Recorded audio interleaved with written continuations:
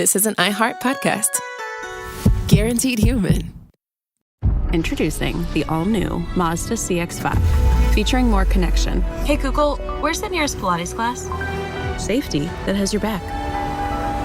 More discovery on the scenic routes. More passion in the details. And more control in changing weather. The all-new Mazda CX-5. More to move every side of you. See it in 5 films at MazdaUSA.com/5sides. Google is a trademark of Google LLC. Sequences shortened and simulated. Hey, and welcome to The Short Stuff. I'm Josh, there's Chuck, there's Jerry, and this is the abbreviated version of Stuff You Should Know. Short Stuff. That's right. In this one, we're going to talk about, as dumb hippie liberals, we're going to talk about our favorite thing, snowflakes. Oh, man. It's funny how that got co-opted, because I think it's quite a compliment. I'm like, yeah, I am an individual. I know. I am unique. You want to know what you do when somebody calls you a snowflake? You just smile and twirl to show them all you got. Yep, and say, who doesn't love snowflakes? I love being a snowflake. So here's the deal. The whole point of this 14 minutes that you're going to undertake with us is the old, not wives' tale, because it's true, the old notion that snowflakes are actually unique. Every single snowflake is actually unique. And the answer to that, we're happy to say, is yes. It certainly seems to be the case. Yeah, it's awesome.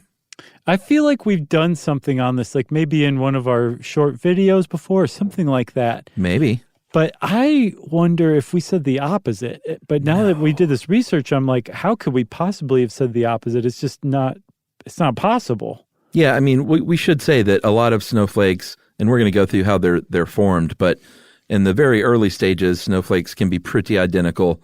And even in the end, sometimes they can be similar, but technically they are all unique. Right. Because so many different things can affect each individual snowflake along the way that there's just no way that they could be the same. Yeah, it takes a mind-boggling number of factors and inputs, each of which, variables, I guess you'd call them, each of which can change, and just change to one of them, you got a different snowflake. Change to a couple, it got an even more different snowflake. There's just so many different things that go into making a snowflake that, yeah, it's just not possible that they're not all unique. But to understand all this, you have to understand how a snowflake is made, and by golly, Chuck and I are just the people to tell you. All right, so we did some, I think it was our Happy Clouds episode, which was really terrific, quite a few years ago, which you can refer to if you want a longer explanation. But when rain, or in this case snow, falls out of the sky, it starts down on the surface of the earth as water that evaporates from our lakes, our oceans, our rivers, rises up into the atmosphere as water vapor, and sometimes that can form a happy, puffy cloud. It can. And then depending on the type of cloud, and if it's cold enough, which it usually is, some of that water vapor will condense around, say, like a piece of dust or something like that. It will condense in from water vapor, which is a gas, into liquid, which is a liquid, water. And usually it does it around like a piece of dust or something that nucleates it. But another way to say it is it reaches its dew point, the point or the temperature where it changes from vapor into liquid. And as it does that, if it's cold enough, it will then turn into ice. And what you have is basically the beginning standard template of a snowflake, which if you stopped and said, okay, right now, are all snowflakes alike? You would say, yeah, they're pretty similar. Sure, we'll go with that. But that's just like the beginning of the snowflake. It's the basis of it. It's like I said, the template that all snowflakes start from. And it's usually just a little 6-sided hexagonal plate. Yeah, so you have these little tiny ice crystals. They start floating around in the sky and smashing and colliding with other water vapor molecules along the way. And every time it does that, it collects, I guess it collects. It sort of contacts these crystals, and it sort of just starts collecting this stuff and getting a little more solid and a little more substantial all around that little original nucleus that was where they were all similar to one another. Right.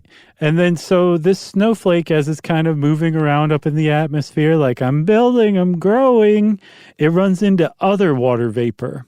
And that water vapor, rather than going through the trouble of moving from a gas to a liquid to a solid, which is, an ice crystal, it goes through what's called deposition. It goes straight from water vapor into a solid. Yeah. And attaches to that snowflake template.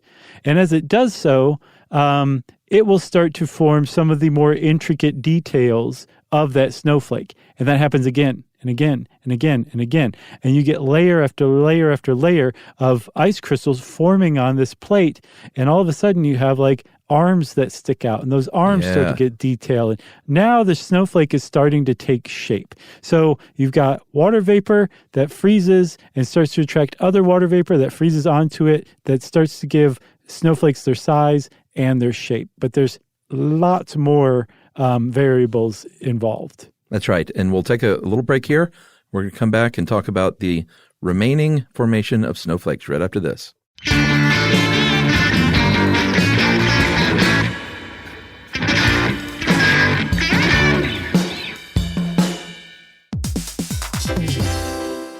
Hey everybody, I want to talk to you a little bit about Tide Evo because it represents over 10 years of innovation and product development. Tide Evo is a first-of-its-kind technology where tens of thousands of minuscule fibers are spun together to form a 6 times powerful layer packed with scrubbers, brighteners, pre-treaters, and fresheners. And that's going to deliver a breakthrough clean that's so powerful it feels like magic. Yeah, it is kind of like magic. Tide Evo is revolutionary. A 100% concentrated waterless laundry tile that's made of compressed microfiber soap layers rather than liquid or powder. And it's not like pods or sheets because it uses 6 layers of detergent fibers to deliver superior cold water cleaning without plastic packaging of any kind. And it provides a mess-free, lightweight solution that dissolves lickety-split. So whenever you run into a laundry challenge, turn to Tide Evo. It's revolutionary. It's magic. Try new Tide Evo. Real laundry magic.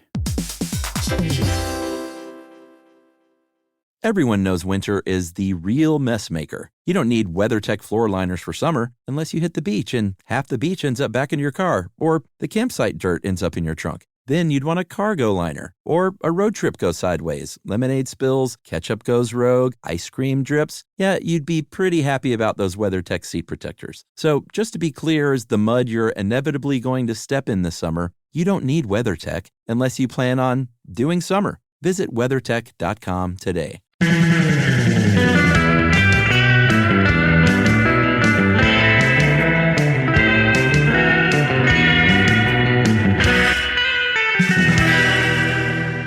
All right, so you mentioned that it was hexagonal, or did you say hexagonal?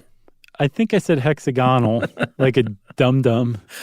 And so, you got these little arms sticking out, and sometimes on the edge of these arms are little jagged, it's sort of like jagged, like a serrated knife. And these uneven areas, it's, exactly what you think. Because they're uneven and stuff sticking out a little farther, it's going to attract even more water molecules than it would if it was smooth and uniform like other parts of that same snowflake. So that's how you build out when you think of or if you see a microscopic view of a snowflake, those are what those little arms and those little jagged crystals sticking off that make it so beautiful. That's what's going on there. Right. And like you said, because these arms are kind of like sticking out there, they're attracting more and more water vapor that's sticking to them, and it's building out and growing out into this larger, more intricate, more detailed crystalline structure. So once you have those arms, it seems to be almost like I don't want to say a tipping point, you know why, but that is what happens. And all of a sudden the snowflake starts to really take shape.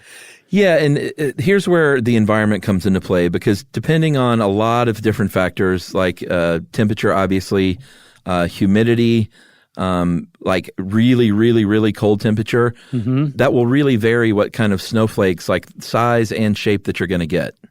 Yeah, and I was like, why temperature? So temperature is a measure of the movement, the energy of like molecules or atoms or whatever, right? Yeah. But I couldn't figure out why the lower the temperature, the more intricate the snowflake got. Yeah, what is that?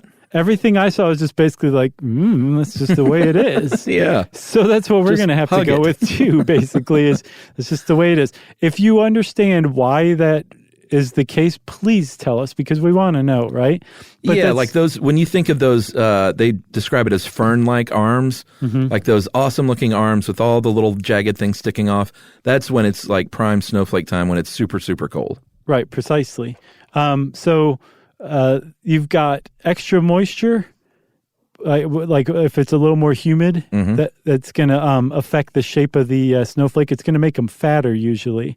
And then lower temperature. So if you got somehow higher humidity, lower temperature, that's when you get your true money snowflakes that people like put on the cover of National Geographic. Yeah, lower humidity is flatter. Higher is fatter. Is that right? That's the rhyme that I was raised with. And like you said, if it's super humid and super cold, that's the rock star. Yes. Okay. So, that's the physics of making a snowflake. There's all those different variables. There's some other ones too, like snowflakes that are forming will collide with one another, and some of their arms will break off.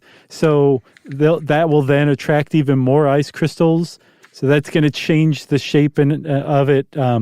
The different conditions that form, that are all factors and variables in the forming of a snowflake, all of those things change from cubic centimeter or cubic millimeter of air between one next to another. So a snowflake that forms in this one part or is passing through this one part of the atmosphere is going to be subject to these variables, but those same variables will be totally different, a couple of cubic centimeters over.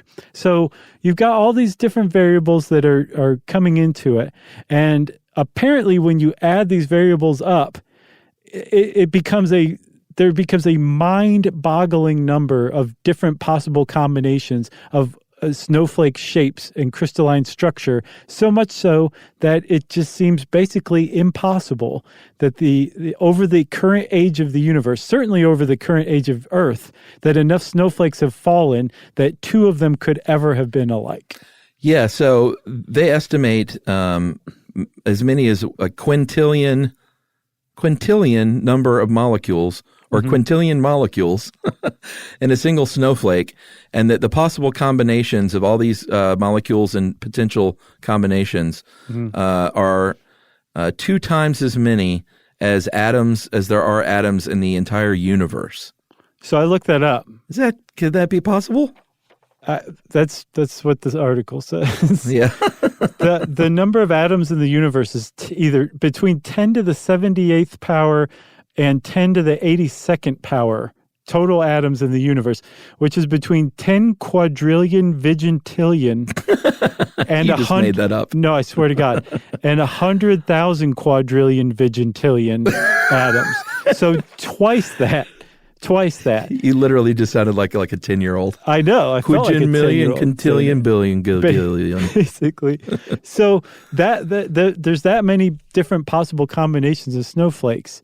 And that's just the structure. If you take into account the different water molecules that come together, what time span would it take for enough snowflakes to fall and enough of this snowflake formation to happen that all of those same water molecules happen to come together again, and that snowflake happens to take the same form because it's exposed to the same variables? It probably will never, ever, ever happen. Yeah. I mean, a tiny fleck of dust can change the crystals. Yeah. The angle where, we were talking about how they collide with one another, it's like a car crash. If you get T-boned, your car's going to look different than if you get hit head on. Right. And it's the same there. Depending on the angle in which they collide, that's going to change the shape of the snowflake.